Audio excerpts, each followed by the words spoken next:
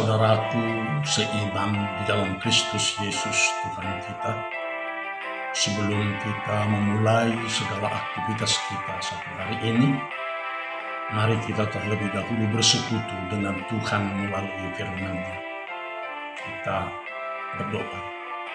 Kasih karunia menyertai kamu dan damai sejahtera yang dari Allah Bapa dan Anak-Nya Tuhan Yesus Kristus. Amin.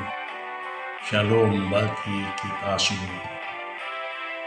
Firman Tuhan yang menyapa kita pada hari ini, hari Rabu, tanggal 12 Januari 2022, tertulis dalam kitab Nabi Yesaya, pasal yang ke-38 ayat yang ke-17.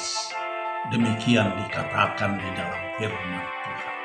Sesungguhnya penderitaan yang pahit menjadi keselamatan bagiku.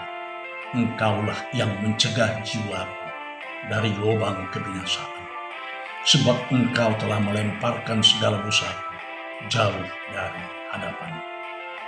Hingga di sini pembacaan kita akan firman Tuhan. Saudaraku seiman yang terkasih dan yang dikasihi oleh Kristus Yesus Tuhan kita, pernah ada sebuah sinetron dengan judul Sengsara Membawa Nikmat, yaitu kisah tentang seorang yang penuh dengan kesengsaraan atau penderitaan, namun akhirnya penuh kebahagiaan yang membawa nikmat dalam hidupnya.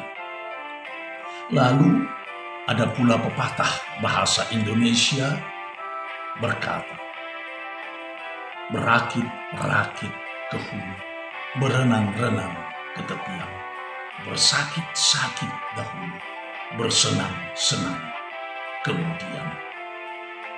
Dan saudaraku yang dikasihi Kristus, ada sebuah ungkapan yang mengatakan no gain without pain. Tiada bahagia tanpa derita. Semuanya apa yang dikatakan di atas menunjukkan bahwa tidak selamanya penderitaan menjadikan manusia hancur dan terpuruk, tetapi ada pula yang menjadikan penderitaan sebagai pengalaman untuk memulai sebuah usaha, karya, atau pekerjaan yang lebih besar lagi. Seperti seorang peselancar yang memanfaatkan ombak untuk berselancar atau memanfaatkan penderitaan menjadi peluang. Itu sebabnya John Dryden berkata, melalui penderitaan kita menikmati kebahagiaan yang tertinggi. Namun saudara, ada orang yang mengatakan oleh penderitaan cuma yang kuat akan menjadi lebih kuat, sedang yang lemah akan bertambah lemah. Bukankah ada benarnya saudaraku? Oleh sebab itu, kita jangan memuja-muja penderitaan. Hanya orang masokislah yang dengan sengaja mencari-cari penderitaan dan menikmatinya. Tetapi saudara yang dikasihi oleh Tuhan kita Yesus Kristus, ada seorang teolog Taiwan yang bernama Chuan Sheng Song menulis sebuah buku dengan judul Allah yang turut menderita.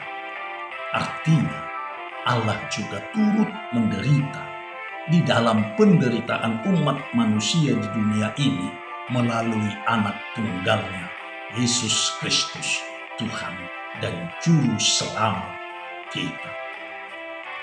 Nah, di sini alangkah berbedanya dengan sikap Yesus ketika ia menghadapi penderitaan.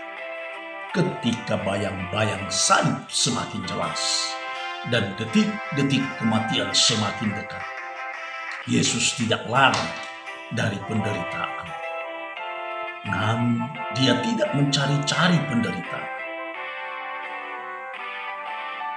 Penderitaan adalah penderitaan yang kalau mungkin ia hindari. Jikalau sekiranya mungkin, biarlah cawan ini lalu daripada. Tetapi saudara, tidak asal cepat, asal enak, asal gampang, dan tidak dengan harga berapa saja. Penderitaan tidak dicari. Namun bila penderitaan itu mesti datang, pantang ia lari. Bila penderitaan adalah harga yang harus ia bayar untuk hidup yang berarti, itu pula yang akan ia lunasi. Demikian pula saudaraku dengan Nabi Yesaya ketika memberitakan tentang hukuman Tuhan atas dosa umat Allah, atas dosa umat Israel, dan mereka harus terbuang ke negeri Babilonia. Maka bagi Yesaya, hukuman Tuhan atas dosa umat tersebut memang adalah sebuah penderitaan yang pahit. Namun itu menjadi keselamatan bagi sang nabi, menjadi keselamatan juga bagi seluruh umat Tuhan. Dengan demikian, jiwa umat Israel dapat dicegah dari lubang kebinasaan, karena Tuhan telah melemparkan dosa mereka jauh dari hadapannya. Saudaraku seiman di dalam Kristus Yesus Tuhan kita, dalam menghadapi penderitaan sebagai orang beriman, itu seharusnya adalah pantang menyerah. Sebab tak ada tembok yang tidak terobohkan, asal kita mau mengupayakannya, dan harus mengupayakannya. Bila kegagalan itu kita anggap sebagai awal untuk mulai lagi, jalan yang harus kita tempuh mungkin amat jauh. Yang harus kita lakukan adalah mulai melangkah dan terus melangkah. Gunung yang harus kita daki mungkin puncaknya teramat tinggi.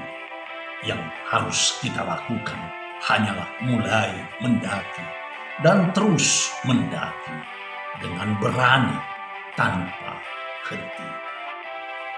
Tidak ada perjuangan yang mudah, tetapi juga tidak ada perjuangan yang sia-sia.